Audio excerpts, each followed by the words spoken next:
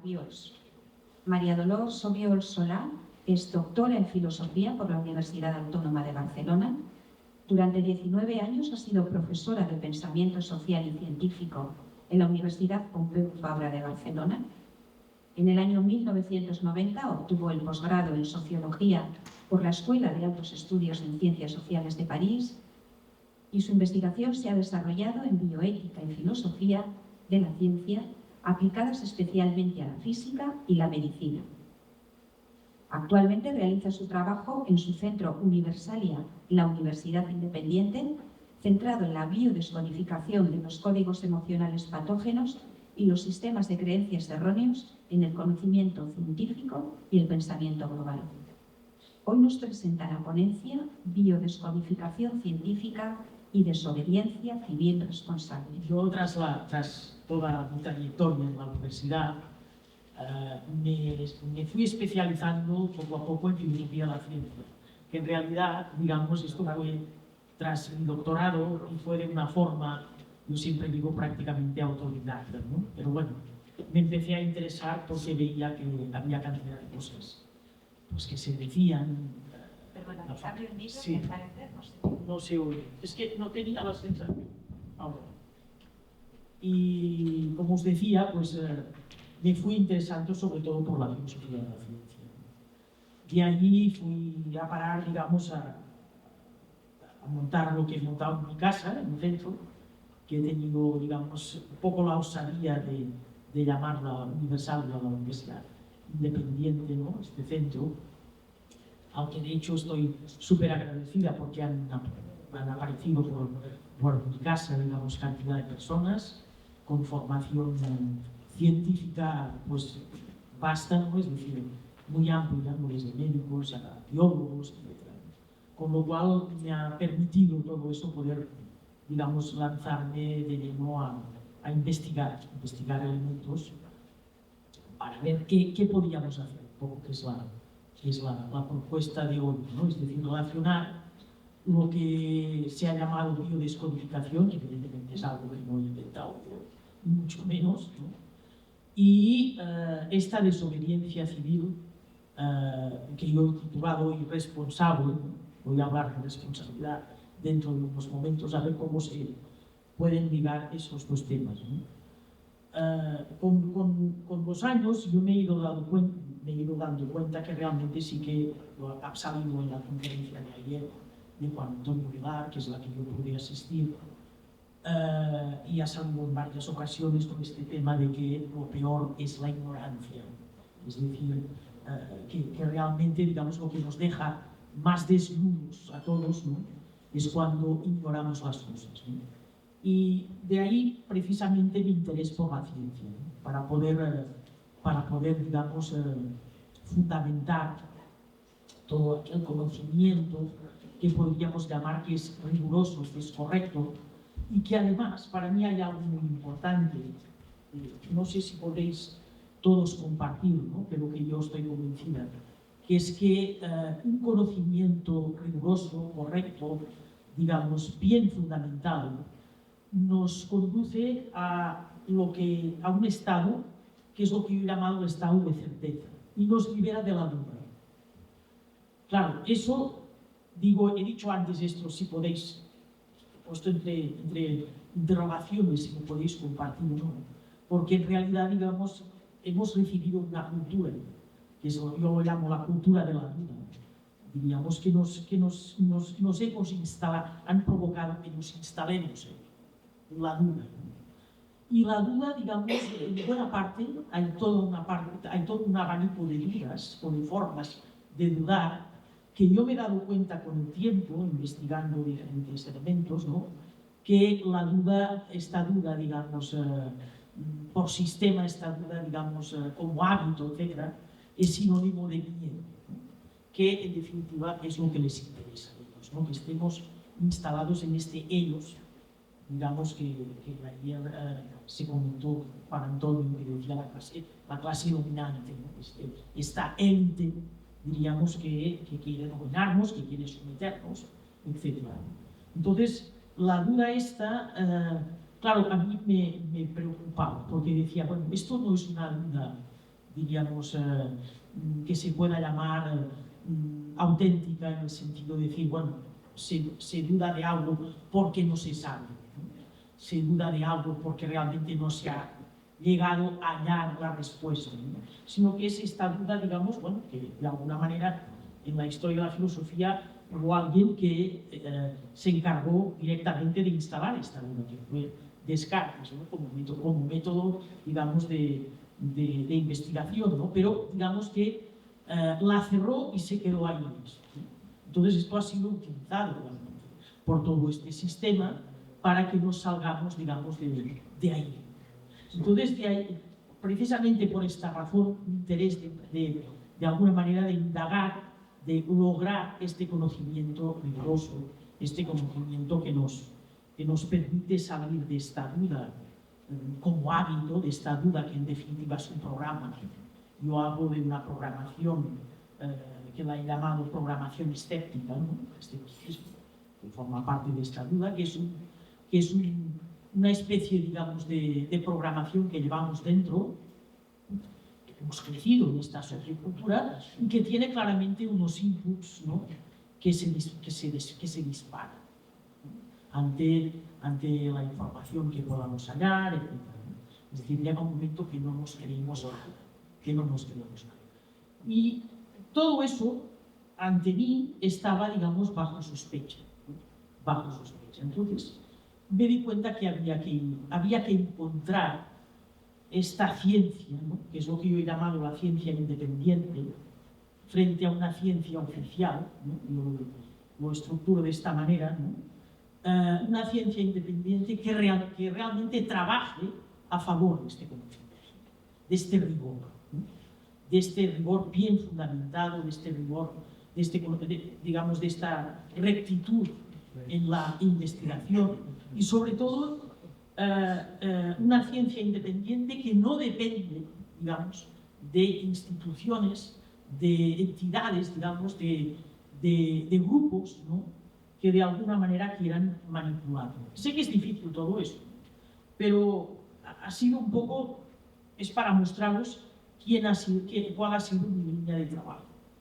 Y esta ciencia, separarla, digamos, de la ciencia pues, oficial, la ciencia convencional, la ciencia académica instalada, ¿no? En el sistema, que es una ciencia que yo me he dado cuenta de algo importante, creo, ¿no? Estoy convencida, vaya, ¿no? De que cada vez tiene menos veracidad, porque cada vez depende más de grupos, de instituciones, de gente, ¿no? Que obedece consignas, ¿no? Entonces se trataba de un poco de esto, ¿no? Empezar a investigar. Yo siempre digo, la ciencia independiente está formada por facultativos igual que la oficial. Lo único que son facultativos que actúan por cuenta y riesgo propio, ¿no? Y que además no tienen como no dependen de nadie, no tienen otro objetivo que buscar continuamente esta veracidad, ¿no? Por lo menos intentarlo y por lo menos, digamos, permanecer en esta constancia de una investigación libre que no tiene otro objetivo que hallar la verdad, la veracidad de las cosas, ¿no? En todas las áreas, ¿no? Y ahí es donde he intentado mantenerme. Entonces me di cuenta, al cabo de unos años de montar el centro, que en realidad lo que yo estaba haciendo, intentando impartir estos conocimientos que a mí me parecían que de alguna manera estaban dichos, afirmados por personas que se hallaban en esta línea de investigar en favor de esta veracidad, digamos, de este marco que no depende de nada más que de un interés, digamos, legítimo de encontrar la verdad, pues eran conocimientos que al ser impartidos ante personas, esto producía un efecto, ¿no? Y era un efecto, es decir, la gente, digamos, salía de casa y me decía, oye, esto es mejor.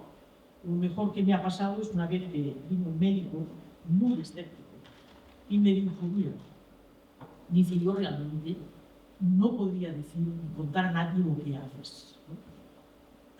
Dice, pero lo que sí que me he dado cuenta es que llevo unas cuantas semanas viviendo en casa, dice, y me encuentro mejor. Y no solamente me encuentro mejor de ánimo, sino que me encuentro mejor físicamente. No tengo dolor de espalda, que la tenía, mis migrañas se han reducido considerablemente, me dijo una lista de cosas. Dice, por lo tanto, me dijo él, dice, algo debes hacer, porque algo de verdad debe haber en lo que tú impartes. Dice, ¿por qué he notado esto? ¿No? Y realmente, dice, estoy muy feliz y no voy a dejar de venir. Dice, pero por el momento, si alguien me pregunta qué vas a hacer en casa de un Dios, les diré que no, que de momento no puedo responder. Pues bueno, para mí realmente fue muy, aparte del elogio, ¿no? De disfrutar de este pequeño, grande elogio, ¿no? De su generosidad ante mí, pues yo dije, bueno, pues me sirvió para darme cuenta y convencerme de la dirección que yo había tomado. Entonces me di cuenta, a través también, no solamente aparte de estas anécdotas, sino de ir reflexionando sobre mi propio trabajo, que lo que estaba haciendo es deshacer toda una serie de sistemas de creencias colectivos que bloqueaban a las personas, que no dejaban salir de ellas su potencial, que de alguna manera las instalaba en esta duda permanente y no podían avanzar, etc. Es decir, esto mezclado en que en su día me interesé por lo que hacían y trataban la gente que se dedicaban a la biodescodificación, empezando pues, por la escuela de Hammer, la escuela de Christian Flesch, es decir, toda una serie de personas, ¿no? Que realmente fueron las creadoras de este método, ¿no? Que yo lo que había terminado por hacer, ¿no? Era biodescodificar a la gente de sus sistemas de creencias colectivos, es decir, de sus sistemas de creencias socioculturales, ¿no? Es decir, que llevan, digamos, valores, que llevan, diríamos, afirmaciones muchas veces no, pero muchas veces pseudocientíficas, creencias sobre todas las áreas de la vida.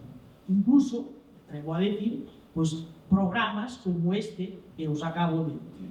Es el que yo he nombrado un programa realmente que está instalado yo defiendo que está instalado en nuestra, estoy convencida que está instalado en nuestra mente inferior, dentro de unos momentos, que es la mente inferior, la mente del cerebro izquierdo, ¿no? Que lo he llamado programa de escepticismo, es decir, este que nos instala directamente en la vida, nos convierte en unos dudadores o unos escépticos en todo permanentes, ¿no? Porque no se puede llegar a afirmar, eso tampoco es tan que cuando realmente se han puesto sobre la mesa una serie de hallazgos que se han bien fundamentado, que se han de alguna manera verificado con el método experimental, etc., no sé, esta actitud ya no va a lugar, ¿no? Y ahí me di cuenta de que se podía llamar un programa. En realidad hay muchos programas, ¿no? Pero yo con digamos, de alguna manera me he entretenido para poder darlo, digamos, por válido, ¿no?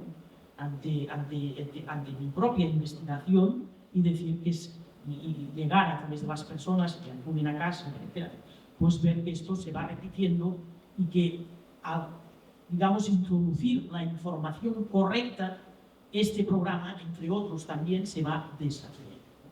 Es decir, me di cuenta de la importancia, digamos, de esto que hemos llamado biodescodificación, pero en el área de los sistemas de creencias colectivas.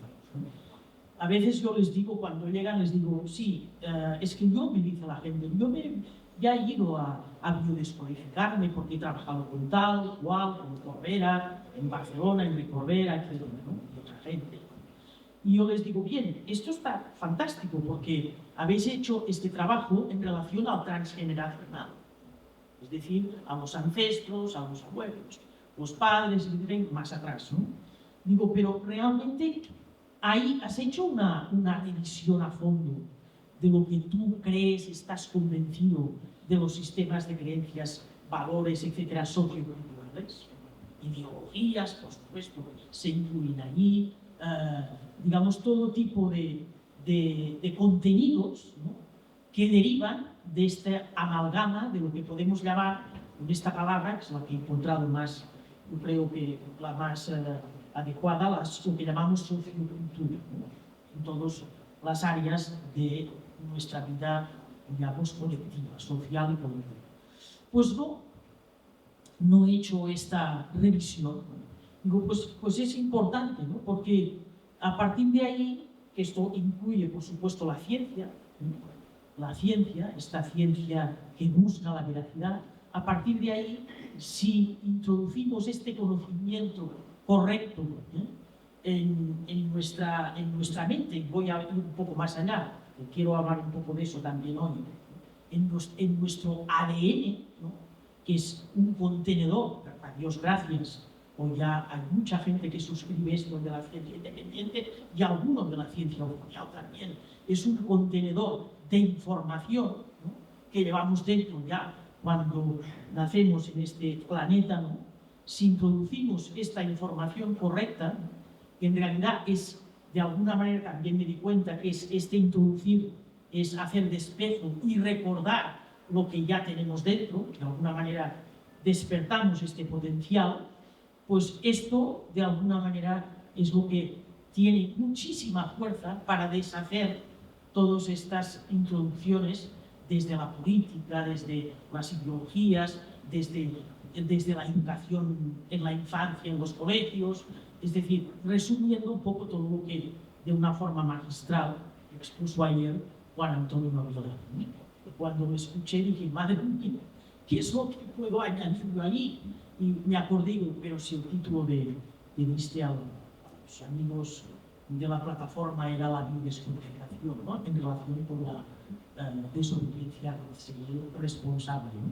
Pues hablar de esto, ¿no?, es decir, de esta metodología aplicada a lo colectivo, que realmente es como la base, lo pienso, es decir, y estoy convencida, la base para tener la fuerza, diríamos, para tener, digamos, la base, el pilar, diríamos, de lanzamiento para después poder llegar a la segunda parte, que es saber y poder tener la capacidad real de desobedecer, y además de desobedecer con responsabilidad. Que como os hablaré de todos los momentos, aquí la palabra responsabilidad no quiere decir en absoluto, no quiere decir en absoluto desobedecer moderadamente, ¿no?, o desobedecer, digamos, con cautela, sino que quiere decir desobedecer desde la propia soberanía. Ahí quiere decir responsabilidad, soberanía. Lo hago dentro de unos momentos, pero todavía un poco más a la biodescodificación, la importancia de esta biodescodificación. Fijaos, lo que realmente sabemos hoy del ADN a ciencia cierta es poco, ¿no? Yo no me atrevo a decir que es mucho, ¿no? Voy a ser fiel, diríamos, al rigor, ¿no?, al rigor científico, intentarlo serlo al máximo, ¿no? Y como me comentaba ayer Luis en la cena, es decir, que es verdad que hay que ser, digamos, muy riguroso en cómo utilizamos el lenguaje. Estoy de acuerdo. Por eso yo diría que realmente no sabemos mucho, pero este poco que sabemos es muy importante, ¿no? Este poco que podemos afirmar a ciencia cierta, digamos, por esta parte de la ciencia que busca la veracidad, es importante, ¿no? Sabemos ya hoy, ha tenido ya por diferentes, digamos, una lista, diríamos, de científicos, tenemos ya suficiente fundamento como para afirmar que nuestro ADN, que en su día dos científicos que se llamaban Watson y Crick, ¿no?, descubrieron que era un material que disponía de dos grandes hilos de conocimiento, dos hebras, se han llamado de diferentes maneras, pues que no, que es mucho más que esto, que nuestro ADN tiene 12 capas. Cada una de estas capas incluye, digamos, una cantidad enorme de información. Y que estas capas están ordenadas, estructuradas en 4 grupos de 3. 4 grupos de 3. Esto es lo que algunos han llamado de que da idea de lo que es nuestro ser, en cuanto que nuestro ser no vive solamente en un plano de existencia, vamos a llamarlo así, siendo el máximo de prudentes y rigurosos, ¿no? que no se nos dispare, digamos, un poco la ciencia ficción en la cabeza, ¿no? Eso lo podemos afirmar, ¿no? Ha recibido diferentes certificados de certeza. Estos 4 grupos que de alguna manera cada uno de ellos recoge la información de 3 capas. Y de estos 4 grupos sabemos algunas cosas, digamos, no sé si decir bastantes, pero algunas cosas del primer grupo y del segundo, empezando por los planos de existencia que están más en contacto con la densidad y lo material.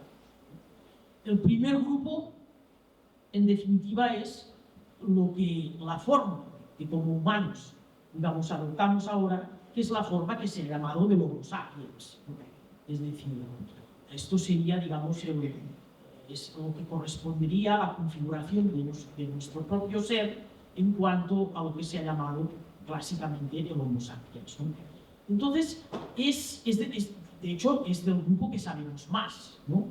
El segundo grupo, digamos que estaría un poco ya más alejado de lo material, es lo que se ha llamado de diferentes maneras. A mí me gusta utilizar el término más científico, que es el que incluyó el físico francés Jean-Pierre Garnier, el doble cuántico. No sé si alguna vez habéis oído un poco hablar de él. Es decir, sería lo que correspondería a un conjunto de cuerpos que nosotros tenemos, que son los llamados cuerpos sutiles. Y de estos cuerpos sutiles, diríamos, el grupo que estaría más alejado de la materia, del mundo material. Bien, dicho esto, ahí hay algo para mí sumamente interesante e importante. Y es que la diferencia principal entre lo que contiene el primer grupo y lo que contiene el segundo grupo, que sabemos unas cuantas cosas, es que el primer grupo contiene la información, concretamente en su tercera capa, ¿no?, de lo que hemos llamado la mente inferior, la mente del cerebro izquierdo, ¿no?, en el primer grupo. Y el segundo grupo es el salto, diríamos, a lo que se ha llamado la mente superior. Esta división yo la leí, o esta estructura, más que hablar de división, que no me gusta mucho, yo la leí por primera vez afirmada por una matemática. No era ni una filósofa, no era ni una metafísica, era una matemática. Era la señora que ya se fue de nuestro plano, la señora francesa, la doctora francesa Annie Marquier. Annie Marquier estuvo investigando muchísimo sobre el ADN y sobre todo esto. Tuvo que marcharse como Garnier, también francés. Los dos tuvieron que abandonar la Universidad de la Sorbona y especialmente Annie Marquier acabó montando su escuela y su centro de investigación en Canadá. Es decir, la lectura de Annie Marquier a mí me marcó muchísimo. Es decir, y realmente a partir de estas lecturas todavía se puede decir que estoy ahí, tuve durante mucho tiempo solamente contacto y relación con gente, digamos, por otro lado, esta sorpresa de la invitación, yo misma el otro día dije, ¿por qué te extrañas tanto? Si resulta que en los últimos 15 años tú no te relacionas ya ni con filósofos, ni con metafísicos, sino que todos los días acabas con físicos, con matemáticos, con ingenieros, etc. Por lo tanto, no era nada nuevo, ¿no?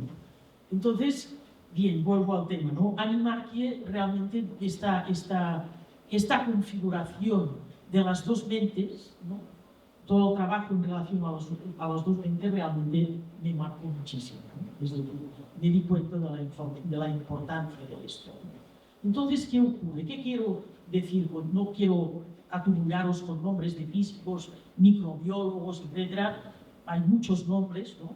Concretamente los nombres por ejemplo, de la pareja del matemático Vladimir Sherbak y el astrofísico Maxim Makukov, ¿no? Científicos del este, uno ruso y otro de algún país del este, no recuerdo ahora la nacionalidad de Sherbak, ¿no? Es decir, lo que hicieron fue hacer un trabajo arduo sobre el ADN, dándose cuenta de la información que llevan estas capas, ¿no? y llegando a la conclusión que no es algo, nuestro ADN no es algo, digamos, estático, sino que es absolutamente dinámico, ¿no? Que la información, digamos, se despierta, que se puede de algunas maneras reprogramar, que no es algo, digamos, que sea inamovible. Que nuestro ADN, además, algo muy importante por parte de estos dos científicos, y allí añadiría un tercero, sin quereros atribuir los nombres, ¿no? Que es el ruso, que también se fue no hace muchos años, Fyodor Gurdjieff, que descubrió que la información de nuestro ADN se mueve, actúa como un lenguaje, primeramente, y que este lenguaje, que es absolutamente dinámico, se mueve y se puede, digamos, influir, modificar, etc., a través del sonido, ¿no? A través, digamos, en definitiva, que nuestro ADN, para resumirlos mucho, es vibración. Que todo es vibración. Empezando por el propio ADN. Es decir, a veces hemos oído hablar de vibración y lo relacionamos con el universo, con el cosmos, con la materia, con las galaxias. Es que nuestro ADN vibra. ¿Y vibra con qué? Con el tipo de información que llevamos. Es decir, con el tipo de información que se nos ha introducido de alguna manera. Entonces, ¿qué ocurre? Que yo me di cuenta, volviendo al centro del tema, que la biodescodificación nos devolvía a nuestro estado general de la información que llevamos en nuestro ADN. Es decir, devolvía la pureza, diríamos, del potencial que de forma innata, digamos, contiene nuestro ADN, en tanto al conocimiento, a las creencias, a todo, ¿no? Es decir, incluso a los valores, etc., ¿no? Esto es de lo que me di cuenta. Y claro, por eso, de ahí la observación de este médico que me decía: yo no sé lo que haces, pero yo sé y he comprobado, por lo tanto, si lo he verificado, lo puedo, digamos, certificar, que desde que voy a tu casa me encuentro mejor. No solamente desde un punto de vista, digamos, psicológico, sino también físico. Ese es un poco lo que comprendo. Que la gente, además, aumentaba su coraje, aumentaba su estado de ánimo, aumentaba su nivel de alegría, que ciertas emociones iban de alguna manera remitiendo, como es el miedo, la principal, el miedo, ¿no? que viene muchas veces de esta duda, de estos programas que te alejan de la posición natural del ser, ¿no? Que hemos olvidado, ¿no? Que es la posición de certeza, del convencimiento, que no quiere decir dogmatismo. Eso es, de alguna manera, estas piruetas que hablaba ayer Juan Antonio Aguilar, ¿no? que nos quieren de alguna manera engañar, manipular, porque con el lenguaje juegan, ¿no? Por eso sí que es verdad que hay que ser rigurosos con el lenguaje, ¿no? Porque juegan y equiparan, por ejemplo, esto es un clásico, pues si es un tío que va con la certeza delante y tal, aunque la fundamente, aunque sea riguroso, si es certeza, pues es dogmatismo. Este tipo de cosas, ¿no? Entonces, ahí me di cuenta, de alguna manera, que este proceso de recuperar, digamos, lo que llevamos dentro, este proceso de recuperar la información, de alguna manera, que contienen estas capas de nuestro ADN, devolvía a la gente a un estado completamente distinto, incluso en aspectos que este estado nuevo de coraje, de alegría y, en definitiva, de soberanía, le permitía, o nos permite este estado, poder hacer frente ante lo que hay que hacer con las cosas a nivel social, ¿no? Es decir, dotarnos de una energía, de un ímpetu que con determinadas creencias que hemos tenido y que se han intentado, digamos, introducir hasta fecha presente, hasta el día de hoy, pues este conjunto de valores, digamos, de falsos valores, que yo los llamo, pseudo-valores, de la misma manera que hablamos de pseudociencia, podemos hablar de pseudocreencias y de pseudo-valores, pues nos sitúa en una posición, digamos, de debilidad, nos sitúa en una posición, digamos, de baja autoestima, ¿no? En una posición de falta de coraje, etc. Y que esto mejora sustancialmente con este trabajo que se ha llamado de biodescodificación, ¿no? Es decir, de volver, yo al final digo, lo que hacemos es intentar volver al código original, que es un código de luz. Y ahí podríamos hablar largamente, ¿no? De todos los hallazgos, cuando hablo de código de luz, todos los hallazgos por parte de la misma física cuántica. Todo es vibración y por lo tanto todo es luz. La información es luz. Lo que no es luz es la desinformación. Es decir, pero la información es luz pura. Entonces la importancia de todo esto. Claro, a partir de ahí, antes de entrar en la segunda parte de la charla, ¿no? De la ponencia, ¿no? Deciros que, evidentemente, a partir de eso enlaza con temas que salieron ayer en la conferencia de Juan Antonio Aguilar, ¿no? A partir de segunda, es anterior, ¿no? Pero a partir de la segunda mitad del siglo XX, yo creo que se dispara por parte de esta élite una artillería de ingeniería social apabullante. Es decir, a partir de los años 50, digamos, del siglo pasado, ¿no? Es decir, eso viene de épocas anteriores, pero en la segunda mitad del siglo XX, esta artillería, digamos, de ingeniería social a todos los niveles se dispara de una forma increíble, ¿no? Y es lo que habló realmente de manera expuso, de manera magistral ayer Juan Antonio Aguilar, que no me quiero repetir allí. Pero sí que deciros respecto a eso, que realmente hay algo en común con todas las ingenierías que han montado. Desde lo que se ha hecho, que ha sido un campo de experimentación también increíble, con España, o con los llamados, que yo siempre hablo de los pueblos de Iberia, ¿no? que es enfrentarnos, es situarnos en una situación, intentar que nos encontremos continuamente en una situación de conflicto, desde lo que se ha hecho, por ejemplo, pues en Francia, ¿no? A través de otras artimañas, ¿no? Que también han buscado, digamos, de fomentar esta división a todos los niveles. Es decir, todo lo que podamos analizar a nivel de todas estas ingenierías, a través de las ideologías, a través de todo, son operaciones de ingeniería social. Yo a veces digo, es descarado, porque además todo tiene un movimiento pendular, ¿no? Yo he vivido en mi propia vida, he vivido una situación de tenerme que esconder, a que llegamos, con la llamada famosa cultura woke, ¿no? Hemos llegado a una situación de que yo lo he vivido, ¿no? De que desde esconderme, ¿no?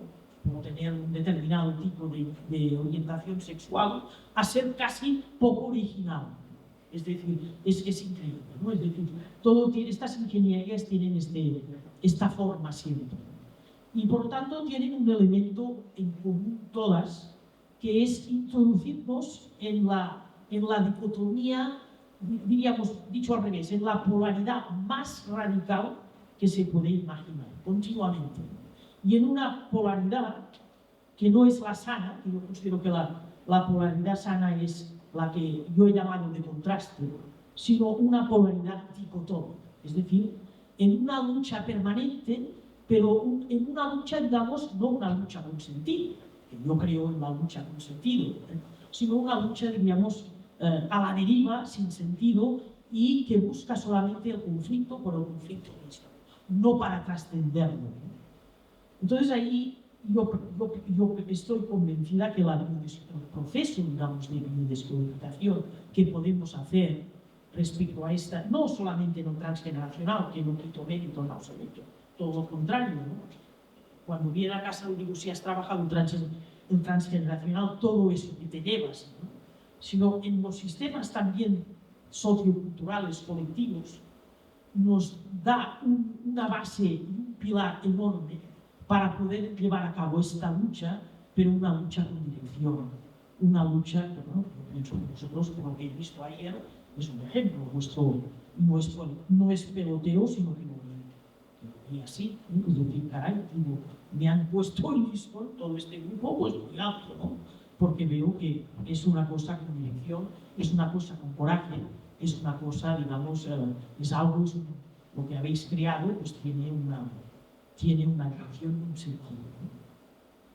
Que evidentemente, lejos totalmente de lo que se pretende con estas ingenierías sociales continuas, de recalcar esta polaridad puramente instalada en la dicotomía y a la deriva, ¿no?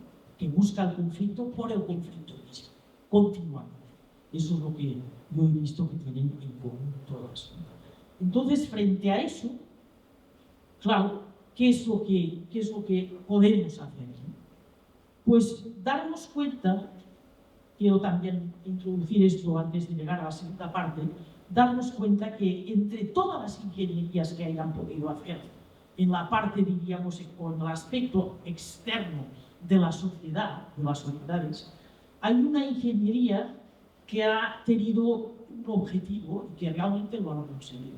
Se habló durante el congreso de esto ayer, ¿no? Y en varias ocasiones, incluso, digamos, entre pasillos hemos comentado este tema, que es para mí esa es la ingeniería de fondo más importante, que no quiero decir que las otras no lo sean, pero la más importante, es la erosión de nuestra mente inferior. Y voy a volver un poco a las dos mentes, ¿no? Que es información que tenemos a través de la vida, ¿no? La mente inferior, la mente de cerebro izquierdo, que es esta mente lógica, esta mente, digamos, con un potencial enorme, aunque se la haya llamado de mente. Yo a veces no sé si estoy de acuerdo con esto de la mente inferior, pero bueno, Animar, que hablaba con esta terminología, era realmente una científica muy coherente, matemática, y bien, es el término, digamos, tengo que ser fiel a estos términos, digamos, y ser riguroso en este sentido. Pero bueno, inferior a mí, para mí no quiere decir dada de menos, ¿no? No quiere decir, digamos, subyugada, sino que es una mente que es muy necesaria. Y es muy necesaria recuperar su salud porque ha sido terriblemente, diríamos, erosionada. Esta mente, a mi modo de ver, tiene dos valores, o dos funciones importantísimas, ¿no? Una primera es su valor, diríamos, cognitivo, ¿no? Con esta mente conocemos la realidad, no solamente con esta. Conocemos también la realidad, hoy no sería el tema de hoy, pero la he nombrado con la mente superior, ¿no? Pero con la mente inferior, la mente lógica, analizamos la realidad, digamos, y la analizamos de una forma rigurosa a través de la lógica. Es verdad que a veces yo misma he dicho, es una mente que si no divide no entiende nada. Bien, cierto es esto, ¿no? Es decir, es una mente que tiene que pasar por la división, la estructuración, diríamos, para poder, la fragmentación, en cierta manera, para poder comprenderlo, ¿no? Pero es una mente que, además de este valor cognitivo a través de la lógica, tiene, cuando está sana, es la mente que nos proporciona un instrumento valiosísimo para poder, digamos, hacer frente a toda esta vorágine de instrumentos manipuladores, de creadores de falsedad, de distorsión, etc. No quiero alargar más. Y es la capacidad de discernimiento, ¿no? La capacidad para discernir. Esto es una función importantísima de nuestra mente inferior. Y esta mente inferior ha sido tan absolutamente erosionada, tan atacada, tan de alguna manera, de alguna forma, incluso despreciada, voy a decir, ¿no?, por algunos otros sectores también, que ha perdido muchas personas han perdido esta capacidad. La gente no sabe discernir, no sabía por dónde va. Es decir, bueno, ¿a quién vamos a creer? En época, por ejemplo, voy a poner un ejemplo. En época de la famosa esta pandemia o pandemia, como la queréis nombrar, todo este show que yo a veces decía, ¿no?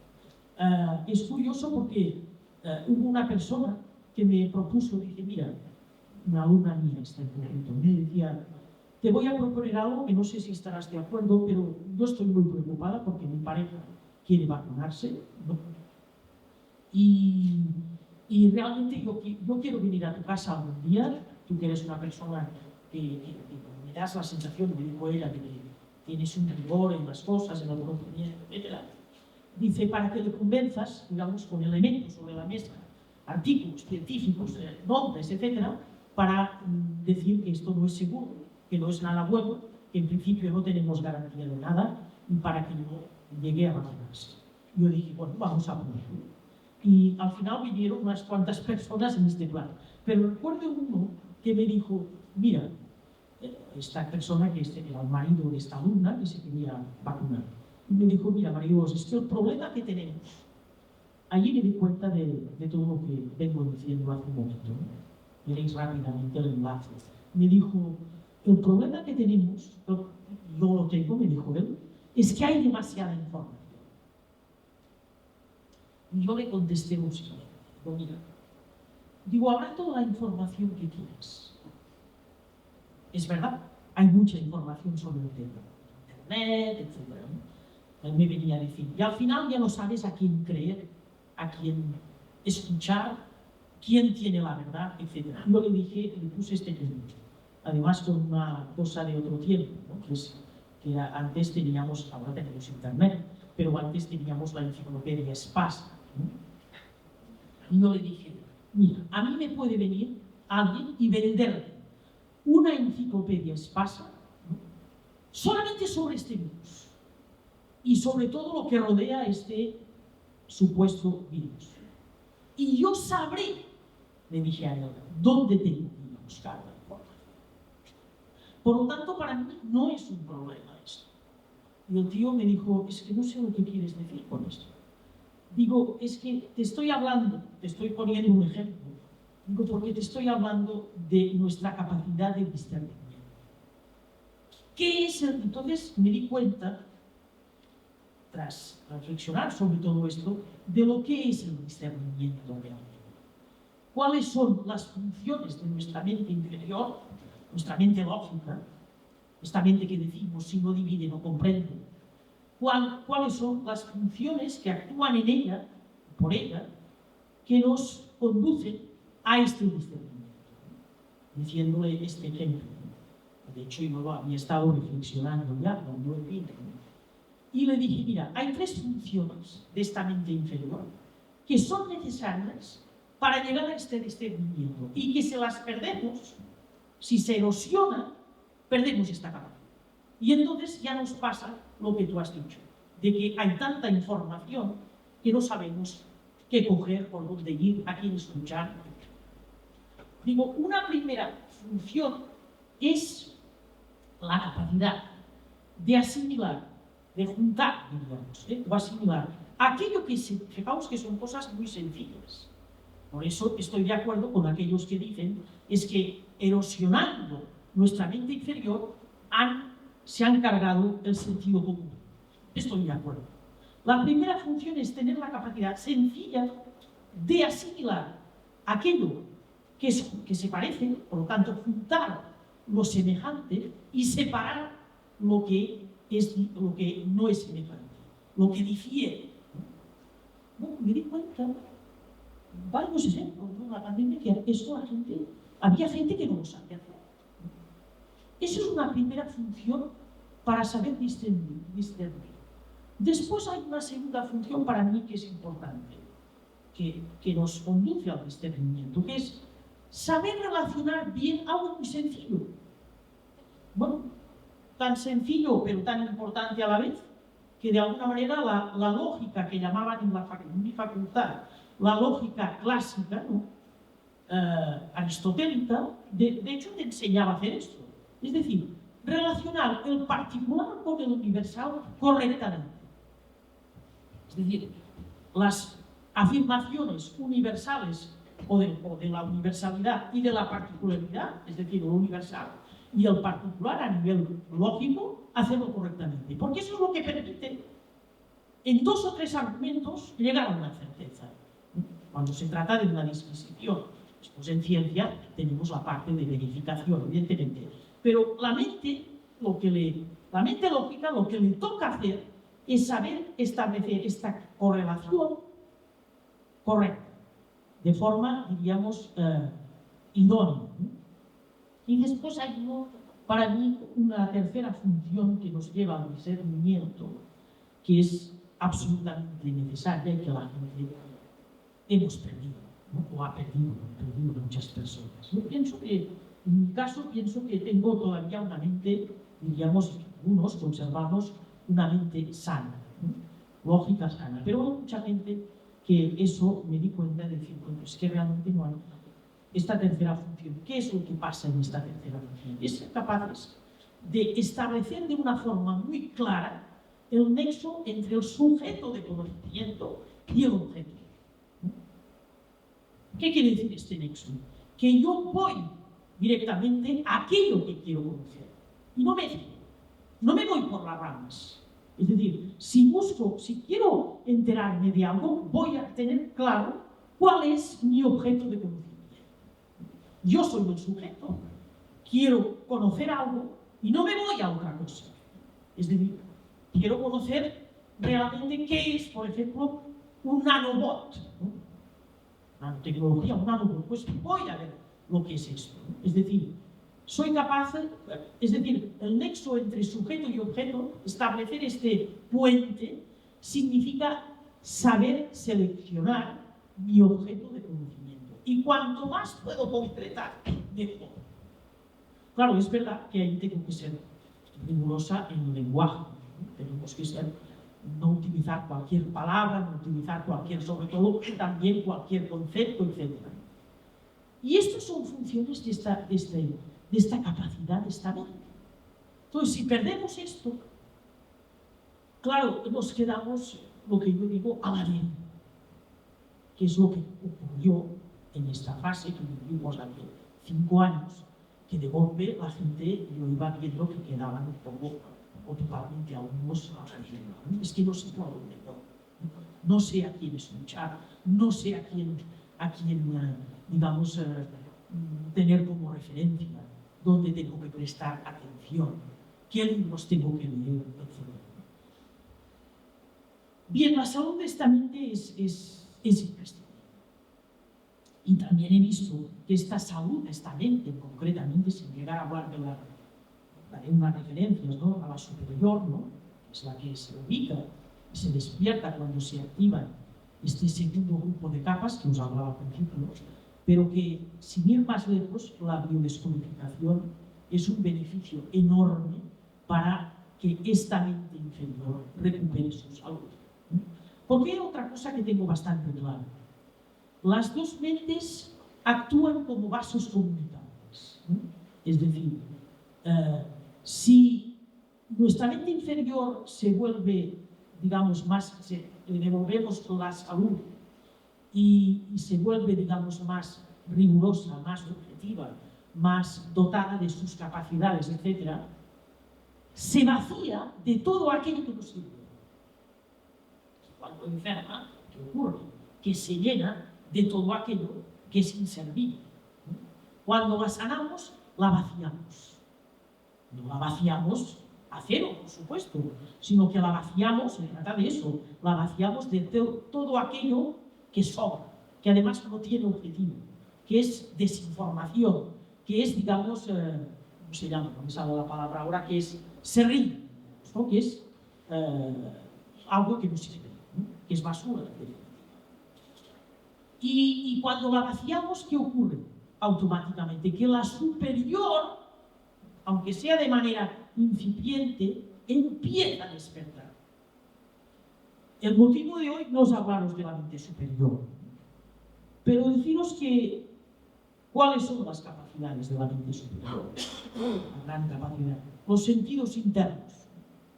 Para mí hay uno, se habla a veces de tres, pero me di cuenta que era uno, solo, y que se trataba de que este único sentido tenía como tres fases, y se iba, digamos, a medida que iba despertando, se iba desarrollando. Es el sentido de la intuición, entendido como un sentido que tiene no solamente valor premonitorio o una capacidad de prever o de premonizar, sino que la intuición es cognitiva también. Si es correcta, puede ser cognitiva. Si esta mente superior despierta correctamente, la intuición puede llegar a tener un valor, ser una capacidad, digamos, cognitiva. Cuando se desarrolla, pasa por la inspiración y llega a lo que se ha llamado, palabra muy polémica, pero que se ha llamado la canalización. Es decir, digamos, el absorber información, digamos, que nosotros no hemos tenido un acceso directo a nivel material. Bien. Pero yo estoy convencida de algo. Para que esto crezca, esta mente superior crezca, se despierte primero, por supuesto, y crezca de forma correcta, debemos recuperar la salud de nuestra mente lógica. Es decir, si nuestra mente lógica no tiene salud, es decir, está confusa, está llena de porquería, está a la deriva, esta mente superior, yo soy una entusiasta de la mente superior desde que leí, como os dije, a Anne Mark y muchos otros, ¿no? Estoy convencido que muchos físicos de la cuántica no hubieran podido dar explicación a ciertos hallazgos si no hubiesen empezar a despertar su mente superior. Pero estoy convencida que si esta mente superior queremos que despierte para empezar y que crezca bien y de forma sana y que nos aporte verdadero conocimiento, eso pasa por devolver la salud a nuestra mente inferior, a nuestra mente lógica, a nuestra mente, digamos, más básica, pero que ha sido un instrumento fabuloso para el discernimiento ante realidades de todo tipo, para poder discernir. Bien, y con eso, no sé si me estoy tragando demasiado tiempo. Son menos 20. ¿Me queda? Me queda... Lo que pasa es que hemos empezado un poco más tarde, te quedaría menos 10. 10 minutos, tengo 10 minutos. Bueno, deciros claramente pasar a toda esta base, como lo he dicho antes, de hecho, nos permite llevar a cabo esta desobediencia, digamos, con coraje, pero también no solamente con coraje, sino también con base, ¿no? Es decir, que sea algo que tiene un fundamento. Esta desobediencia, diríamos que tiene un fundamento y que ahí la palabra responsabilidad, iré a la etimología de la palabra, para mí quiere decir soberanía. Fijaos, no se trata de decir esto, hablar de la desobediencia civil con responsabilidad o llamarla responsable, porque tiene que ser, que es lo primero que se puede interpretar, moderada, diríamos que tiene que ser de alguna manera prudente. No me refiero a este tipo de significado de responsabilidad, sino que básicamente me refiero a que tiene que ser soberana. ¿Y qué es lo que da soberanía a esta desobediencia, digamos, que viene de esta responsabilidad? Yo me fijé con la etimología de la palabra responsabilidad, que quiere decir responder según la habilidad. Responsabilidad, la etimología ya nos dice algo interesante. El responsable es el que responde ante algo, pero desde su habilidad. ¿Y qué quiere decir habilidad ahí? ¿No? Quiere decir el talento, el talento de cada uno. Es decir, me di cuenta que el talento es lo que nos hace, aparte de que es una ley universal, que es lo que deberíamos poco a poco empezar a regular nuestras vidas. Esto es todo un tema para otra ponencia, pero diríamos desde la ley, diríamos universal, ¿no? Hablan de la ley natural y toda esta historia. Bien, la ley natural no es una ley natural especial. La ley natural es la ley cósmica, es la ley universal. Es la ley que regula todos los planos de existencia. Pero no me voy a alargar ni meter ahí por estos derroteros. Simplemente decir que responsabilidad, el significado de la palabra etimológico, nos habla de habilidad. La habilidad es el talento de cada uno. Y el talento, dos cosas solamente muy rápidas sobre el talento. El talento no es la competencia. Ahí también nos han confundido mucho.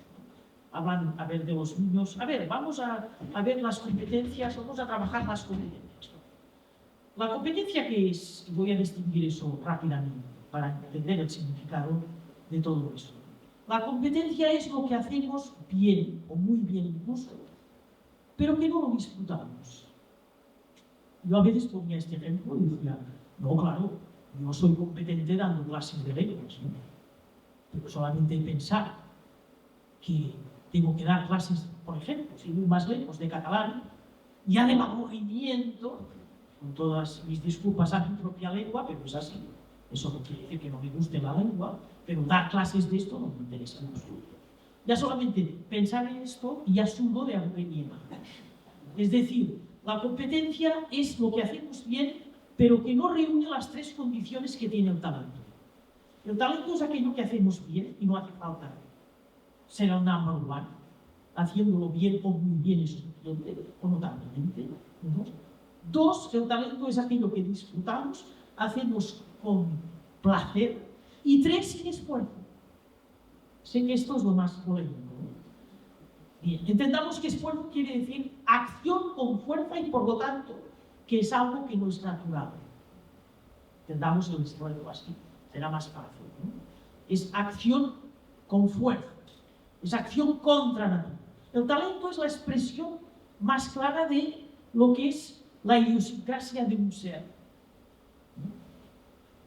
Ahí es donde yo ocupo la responsabilidad. Responder, bueno, lo que estáis haciendo, ¿no? Respondéis cada uno desde vuestro talento. Y las cosas desde ahí funcionan. Bien, por lo tanto, desobedecer con responsabilidad es desobedecer desde el talento. Y yo os juro algo, que además tiene relación con algo que salió ayer, que muy adecuadamente dijo Juan Antonio Aguilar. Dijo, es que lo que quieren es que nos quieren en casa. Yo ahí digo lo mismo. Es verdad. Y con el talento sale, por eso decía, muy bien dicho, decía, tenemos que hacer teatro en las calles. Tenemos que hacer todo tipo de salir. Con el talento salimos fuera de casa. Y eso es lo que más tenemos. Por eso han inventado algo, que digo, madre mía, qué hábiles son, ¿no? Han inventado una serie de cosas, pero han inventado algo para que nos quedemos en casa. Que es esta meditación clásica, no la llamo clásica, ya se trata de Zen, con todo respeto, pero para ellos ha sido un instrumento para que quedemos en casa. Aislados en tres condiciones. Aislados, en silencio y en reposo. Que no hagan nada, que no hablen y que estén encerrados. Claro, el talento nos saca fuera de todo esto. Y lo que más temen es la sociedad, no solamente la sociedad de la calle o la gente en la calle, sino la sociedad de los talentos. Imaginaos todos actuando desde nuestro talento. Esto se va al traste en 5 minutos. No esto, sino lo que ellos pretenden. Y es así como yo entiendo que debería venir esta desobediencia. Una desobediencia desde la soberanía y desde la actitud que nos confiere nuestros talentos, que es lo que tiene que salir fuera a la calle. Y con una base de conocimiento que nos confiere esta metodología, este trabajo, digamos, de biodescodificación, pero no reducirla al transgeneracional, sino sacarla y trabajar los sistemas socioculturales de todo tipo que nos oprimen y que además nos introducen en sus ingenierías sociales, que son las de ellos y no son nuestras, que nos conducen a la deriva, y recuperar para ello nuestra mente ingenua. Con esto